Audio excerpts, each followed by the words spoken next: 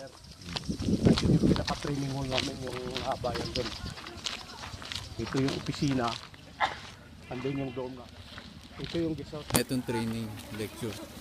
Ito yung dome namin, yung isang building na mahaba na yun.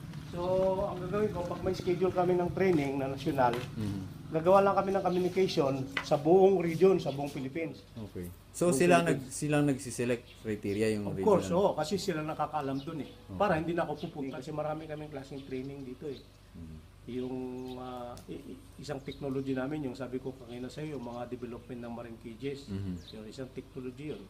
Yung isang technology namin, yung mangrove aqua o yung aquasilve na pag-aalaga ng isda sa mangrove. Ano nga tawag sa bakawanan, yun. Yun yung mangrove aqua. Yung isa naman, yung tinatawag naming polyculture na technology. What's Yung that? pag-aalaga ng iba-ibang klaseng isda at the same time sa isang palisdaan. Di ba, mayroon kang bangos. Di ba normally, bangos. O, lalagyan mo pa ng alimango. Lagyan mo pa ng lapu-lapu, tilapia. Yung ganun, polyculture ang tawag. Poly. So, ang polyculture, ang pinapatunayan dyan na ma-improve mo yung productivity per unit area. Kumpara sa monoculture lang, isa lang. Pero kung marami, ay di ma-improve mo yung productivity per unit area. But of course, at the same time, ma-improve mo rin yung profitability. Kasi isipin mo, mayroon kang bangus dyan, tapos mayroon kang alimango. Hindi may dagdag ka nakita sa alimango. Kung dinagdagan mo pa ng tilapia, di may dagdag ka rin kita doon. Kung dagdag mo ng lapu-lapu, di mayroon ka rin kita doon.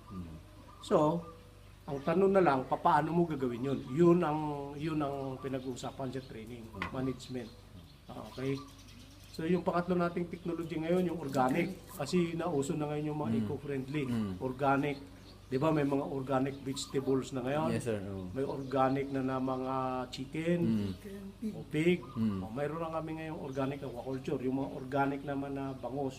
Pagbalik mo ngayon doon, yung focal person, ikaw ngayon ang in charge na magpalaganap ng technology na yun. Siyempre, gagawa ka ng plano, gagawa ka ngayon ng mga proyekto. Tapos gagawa din ng lectures, ganun. Yes, magsiseminar. So how about the seminar? Libre din yun?